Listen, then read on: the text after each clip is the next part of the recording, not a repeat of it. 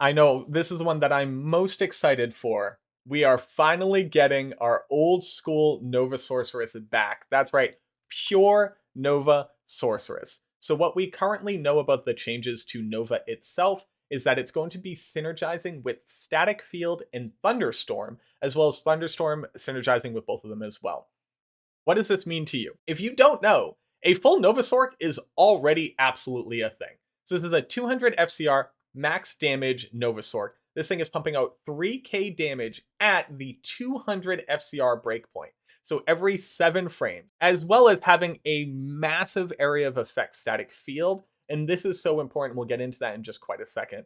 But in addition to that, you also get to run an energy shield, which you can pre-buff with memory, and then maximize out on telekinesis, which is going to minimize how much mana damage you actually take. The build is an Ashudas, Griffins, Skin of the Viper Magi, as well as a 220 Amulet, Spirit Monarch, Silk Weaves for mana regen, an FCR ring, one Stone of Jordan with an Arachnid's Mesh, and a Mage Fist. This gets you up to the 200 FCR breakpoint, and then full skillers across the bottom, as well as all res and magic find. With our full buffs and against players 5 cows, which is what I think currently is the sweet spot for kill speed without seeing just how much synergy bonus these skills are going to get, you are dropping cow packs in 1.75 seconds. So that is 3 casts of Nova, and something that you need to keep in mind is that we have a 32-yard radius static.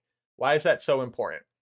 One static will cover your entire screen and reduce all monsters by 25% of their current life. And because we are rocking max minus enemy light res, you are going to get the full effects of static.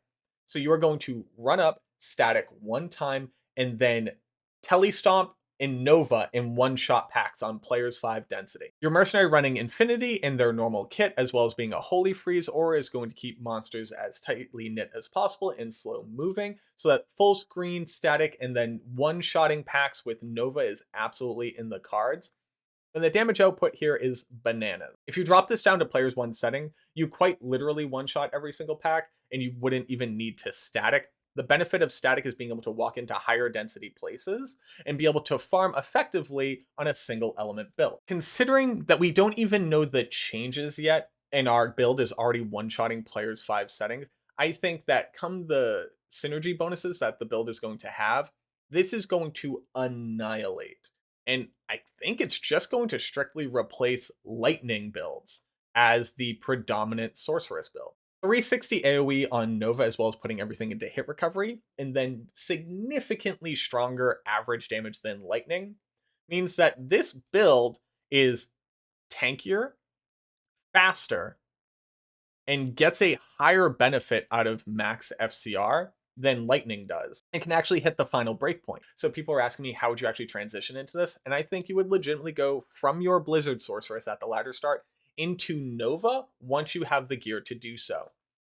You can absolutely run this on the 105 breakpoint, and it's still pretty decent.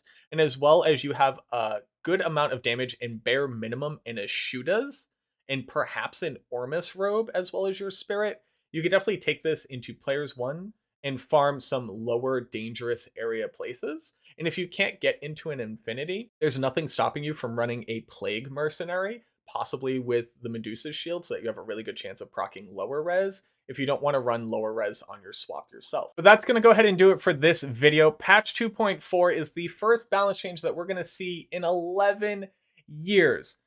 Since patch 1.13c. So I hope that you're just as excited about it as we are. Obviously, we are going to be testing out as much as we can in the PTR, but I really hope that you at least give these builds their fair share. I think that they're going to really perform well, and I think that they're absolutely going to smash people's expectations. Which build are you most excited for? Do you think that there's a better build that I could have talked about?